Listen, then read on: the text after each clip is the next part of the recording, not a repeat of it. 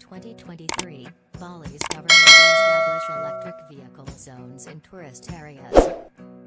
Wayan Koster, the governor of Bali, has announced intentions to create electric car zones on the highways surrounding well-known tourist locations and attractions.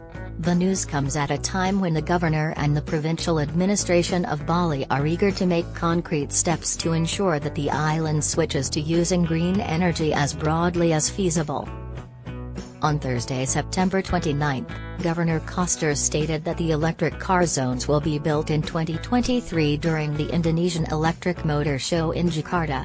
The strategy is based on projects started in preparation for the G20 summit, which will take place in November of this year. Although the plan appears to be a good one on paper, locals, travel agencies, and visitors have their doubts. In his speech to the motor show crowd, Governor Koster stated that starting in 2023 battery-based electric vehicles, whether electric bikes or cars, would be preferred in tourist areas. He indicated that the island's busiest tourist areas, including sections of Nusa Dua, Sanur, Denpasar, Ubud, and Nusa Penida, will be converted into electric car zones. He predicted that the new zoning plans will also cover tourist destinations outside of Ubud but located in Gianyar region. The electric vehicle-only zones, according to Governor Koster, would improve Bali's reputation, especially among foreign tourists. He revealed that the programs set up to utilize electric cars for international leaders and their delegations during the G20 summit, which will be held in Nusa Dua on the 15th and 16th of November, served as inspiration for the preparations.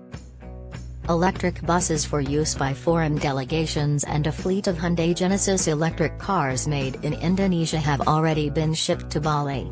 Koster informed the audience that we have filed our request to guarantee electric vehicles remain in Bali, even though it is uncertain whether the province administration would be allowed to keep the cars after the summit. When considering switching to electric vehicles, many people initially examine costs and availability. The introduction of electric moped scooters has previously been declared by Governor Koster. He has given teams the task of creating marketing efforts to encourage younger drivers in Bali to utilize electric mopeds. He said, "We'll come up with a plan with financial institutions and businesses to get more young people to utilize electric automobiles."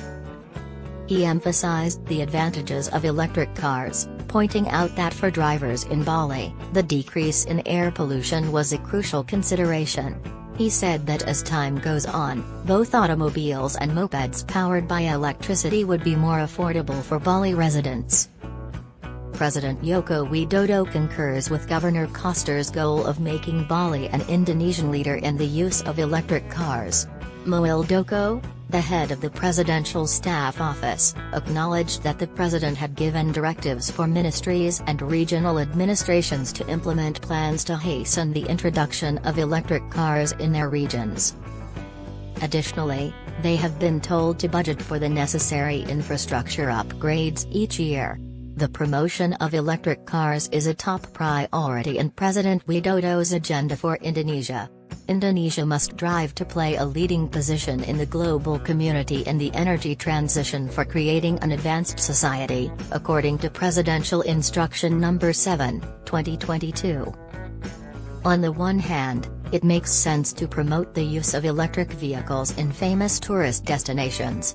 This improves Bali's public image globally while reducing air pollution and even noise pollution. In the long run, it may lower the cost of everyone's road trips. On the other hand, practically speaking, there is much more to take into account than merely designating new zones and prohibiting petrol or diesel-powered vehicles.